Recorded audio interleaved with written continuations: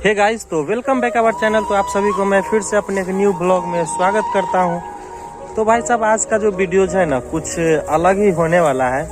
क्योंकि भाई साहब, आप सभी लोगों ने सुना होगा कि यूपी के अंदर में अमेठी पैलेस के अंदर में एक आरिफ नाम का एक व्यक्ति रहता था, जिसकी दोस्ती एक सारस से हो गई थी। और सारस से कैसे हुई थी वो भी मैं, अगर आप लोग, बहुत ही ज़्यादा वायरल वीडियो था, अगर आप लोग जानते होइएगा तो ठीक है, नहीं जानते होइएगा तो मैं बता देता हूँ। फिलहाल जो है वो मैं अपने खेतों में आया था घूमने के लिए, क्योंकि देख सकते हैं कि आरिफ भी एक किसान ही था और हम लोग भी एक किसान ही है। तो थोड़ा सा मैं बता देता हूँ उनका जो हिस्ट्री है, उनकी जो प्रेम कथा है वो बता देता हूँ। कि भाई साहब, सारस एक चिड़िया होती है जो कि बहुत बड़ी चिड़िया होती है, और शायद आप में से बहुत लोगों ने उनकी वीडियोस वगैरह देखे भी होइएगा। और अगर आप देखें तो कमेंट करके बताइएगा। तो भाई साहब, एक्चुअली होता क्या है कि सारस और आरिफ, मोहम्मद आरिफ की दोस्ती होती है इस प्रकार से कि उनके खेत में एक नहर होती है, और बेचारा सारस जो है वो आता है उड़ते हुए और गिर जाता है। तो उनको जो है मतलब वो आरिफ, मोहम्मद आरिफ जो थे वो उठाते हैं और घर में लेकर के आते हुए हैं और उनका ट्रीटमेंट करते हैं, खुद से ही ट्रीटमेंट करते हैं। क्योंकि मोहम्मद आरिफ भी एक गरीब फैमिली से बिलोंग करते हैं, तो उनके पास उतना पैसा होता नहीं है कि डॉक्टर के पास लेकर के जाते हैं, लेकिन वो हेल्प करते हैं, अपनी मानवता दिखाते हैं। लेकिन भाई साहब, और उनका जो चर्चा है बहुत ही जगह होने लगता है, और आखिर में वो सारस जो होता है वो ठीक हो जाते हैं कुछ ही दिन के बाद। उनका पैर टूटा हुआ था, जिनको लकड़ी के मदद से और कपड़ों के मदद से, तेल, सरसों तेल वगैरह की मदद से ठीक करते हैं, और वो ठीक हो जाता है। और वो जो सारस था वो जाता नहीं है, और उनको छोड़ करके दूर दूर तक आते हैं ताकि वो चले जाए, अपने ग्रुप में चले जाए। ऐसे सारस देखने को नहीं मिलते हैं हम लोग की तरफ, लेकिन उनको छोड़ करके आते हैं, लेकिन वो जाते नहीं हैं और उनको अपना एकदम दोस्त, मतलब होता है ना पक्का दोस्त, वो मान लेते हैं। लेकिन इसी बीच क्या होता है कि कहीं ना कहीं ये सब कुछ चलते रहता है, और इसमें भी राजनीतिक दल का इस पे वो चल जाता है जादू। और भाई साहब, अखिलेश यादव जो कि बहुत ही पक्षी के साथ प्रेम करते हैं, वो आते हैं। अखिलेश यादव वहाँ के जो पूर्व चीफ मिनिस्टर रह चुके हैं, वो आते हैं, उनसे मिलते हैं, और बहुत ही ज़्यादा मतलब कहते हैं कि ये तो बहुत एक अद्भुत है कि एक पक्षी में और इंसान में मतलब इतना ज़्यादा प्यार है। तो ये पहली बार देख रहे होते हैं, तो आते हैं, साथ में बात करते हैं, पिक्चर वगैरह लेते हैं। उसी पे योगी आदित्यनाथ, जो कि अभी यूपी का चीफ मिनिस्टर है, सीएम है, जो कि भाई साहब उनको ये बात हजम नहीं होते है। रियलिटी यही है कि उनको हजम नहीं होते, और उन्होंने वन विभाग को कंप्लेन करके उनके घर पे भेज करके,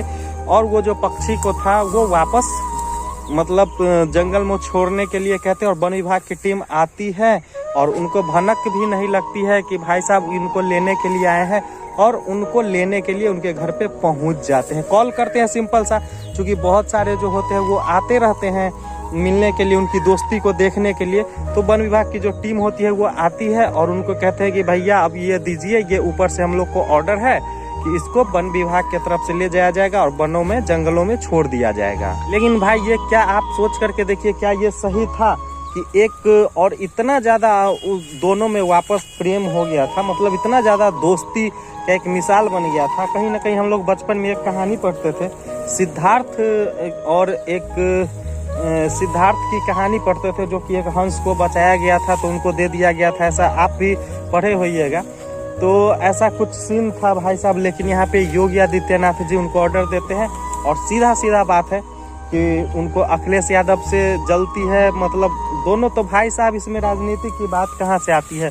और वो कहीं ना कहीं यही सब चीज़ देख करके और उसको ले जाते हैं। हालांकि अभी जो है सारस वहाँ से उड़ जाता है, और उड़ने के बाद भाई साहब फिर से वो अपने दोस्त को तलाश करने लगता है।